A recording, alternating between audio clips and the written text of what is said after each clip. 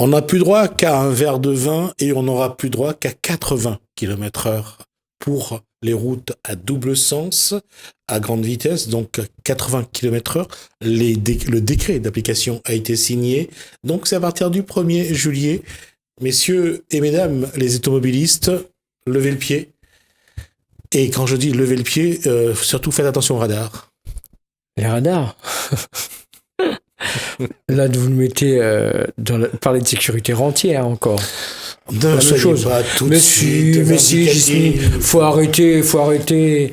Les 80 km/h, c'est bien joli, parce que mécaniquement, ça va demander une usure plus grande de la voiture. La boîte de vitesse, le pylône de 5e, voire le pylône de 6e, à quoi il va servir sur cette voiture? Autant l'enlever. Et il y a au moins le régulateur de vitesse qui va marcher. Moi, le régulateur. Après, si ensuite, bloqué. Bon, mécaniquement, il y aura une usure du véhicule. Après, point de vue consommation, ça a augmenté. Et pour l'environnement, l'éco-conduite, comme on parle beaucoup actuellement d'économie, d'écosystème et tout ça, ça va encore polluer plus. Faudra arrêter. Et pourquoi mais Éric Marcelli, pourquoi on augmente le carburant à votre avis? À votre avis, pour vous donner la réponse. Pour que ça ramène plus d'argent à l'État. Ah ouais, exactement. Ah, alors. Mais moi, je vais arrêter mon métier, moi. Je vais penser à autre chose. Faut voir autre chose. Ils embauchent aux minima sociaux. Je vais devenir chercheur à l'ANPE. Mais faut dire que tous ces panneaux qu'on va changer, là, ça va coûter 12 millions d'euros. Et on va quand même être solidaire avec les entreprises de La Réunion qui vont profiter de ces 12 millions. Oui, mais pour qui? Pas moi. Moi, j'en profiterai pas. Hein. Mais ça nous coûte encore. On va juste demander quand même aux entreprises qui vont profiter de cet argent de penser un petit peu aux Rayonnais qui auront cotisé pour qu'ils puissent avoir cet argent-là pour changer les panneaux. Entre la vitesse, regarder son compteur, faire attention devant. Nous, on a la route du littoral, faire attention aux pierres qui restent tombées. Eh ben, on va perdre des points rapidement. Il faudra toute une éducation, tout un changement encore. Ça changera cette fameuse phrase à sa consommation. Ça changera cette fameuse phrase. Sur cette pierre, je bâtirai mon église. Là, c'est sous cette pierre, je bâtirai mon tombeau. Ben, je crois que mon tombeau est déjà construit. Hein, parce qu'avec ce qui se passe, que l'État nous organise, on creuse notre tombe chaque jour. Hein, entre les charges sociales et les charges fiscales, on n'a plus rien, on a juste la tête qui dépasse encore un petit peu. Il suffit d'appuyer un petit peu plus et puis c'est fini pour nous. Mais ces 80 km/h, je ne pense pas que ça va réduire énormément les accidents sur la route. C'est tout simplement pour gagner un peu plus d'argent encore. Vos voitures vont à combien de kilomètres/heure? 120, 160, 70? Oui.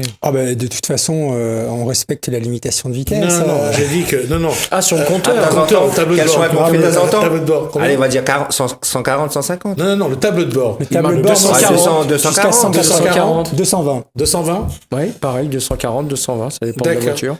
Et finalement, pourquoi ils le font aujourd'hui? C'est d'aller aussi loin en vitesse sur le tableau de bord?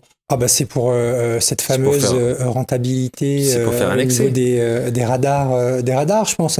Non, si le gouvernement avait vraiment voulu engager une action sur la sécurité routière. D'ailleurs, il faut quand même féliciter Emmanuel Macron pour cette non-promesse de campagne qu'il a tenue, quand même, puisqu'il y a beaucoup de promesses pour l'instant dont on attend encore la concrétisation. Hein.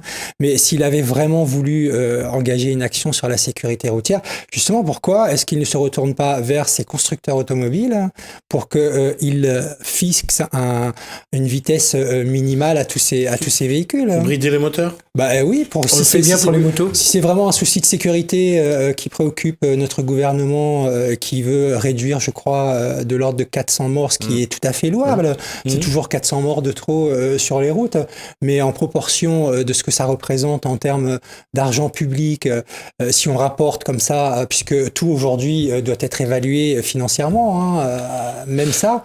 Donc, pourquoi s'engager dans ce type de mesures? C'est de l'argent facile à récupérer. Hein. Et c'est toujours le citoyen, le peuple qui va payer. Mais la Cour des comptes s'est plaint que les radars ne rapportaient plus suffisamment. Donc, il fallait bien trouver... Il faut bien, on crée un problème et en face, on donne la solution tout de suite. Hein.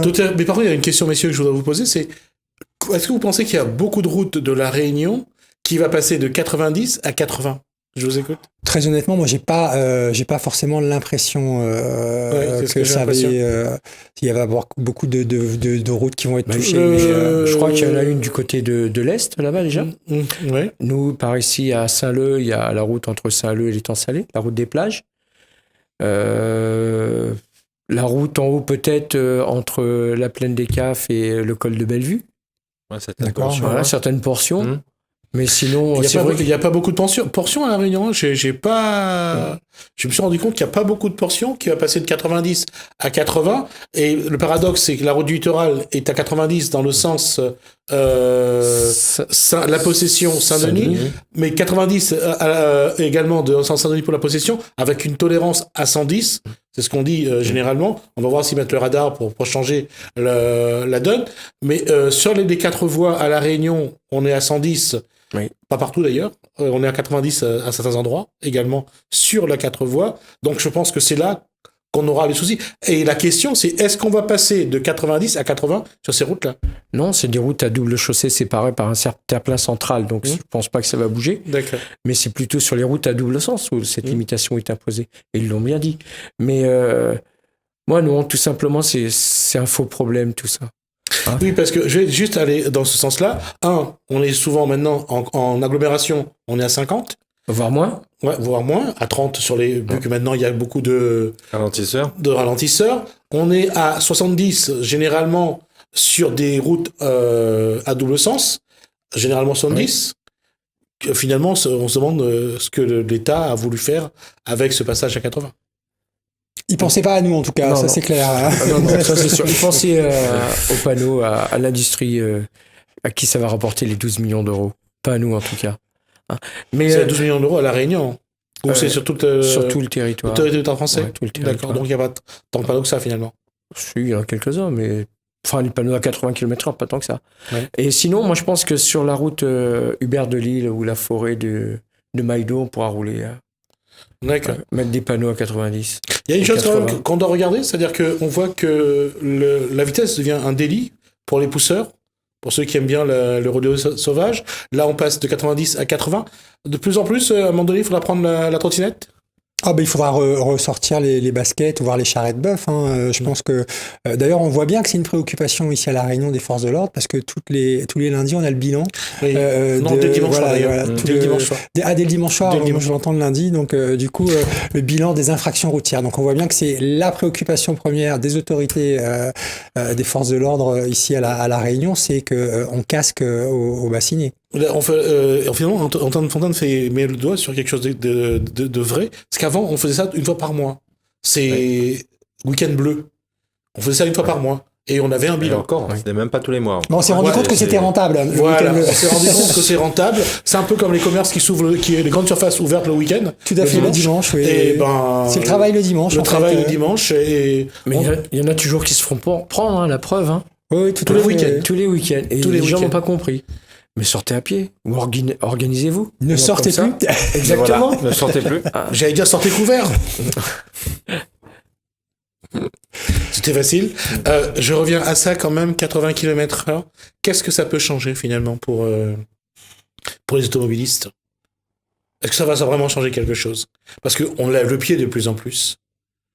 Oui, enfin, je sais pas si ça va changer grand-chose, non, très honnêtement. Moi, j'ai pas l'impression, si ce n'est que, bon, c'est vrai qu'ici à La Réunion, ça s'y prête pas vraiment. Vu la configuration de l'île, on peut pas forcément avoir des possibilités de rouler très vite. En tout cas, pour ceux qui aiment la vitesse. Mais je pense pas que ça changera la face de la sécurité routière.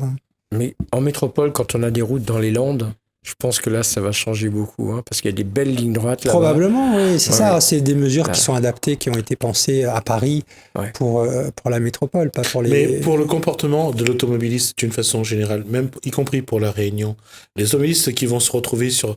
Parce qu'on le sait, le soir, sur la voie, la route est vide, voilà. on appuie sur le champignon. De façon générale, les gens roulent vite. Oui. D'accord. Donc, ce qui va changer, c'est peut-être le nombre de PV. Mais les gens roulent vite, donc... Tout à fait.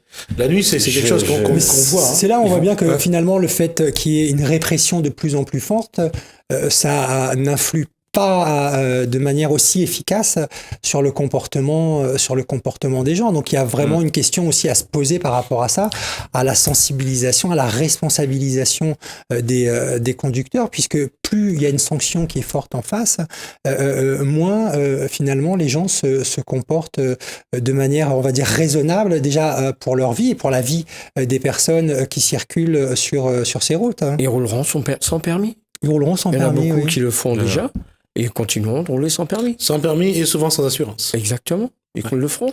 Et c'est impressionnant le nombre, justement, de personnes qui roulent sans permis aujourd'hui. Mais je crois on est à peu près sur le territoire, à peu près. Je crois que le dernier statistique que j'ai vu, c'était 3 millions de conducteurs sans permis. Il y a une chose qui est sûre, c'est 80 km va au moins faire plaisir à une machine, c'est le radar.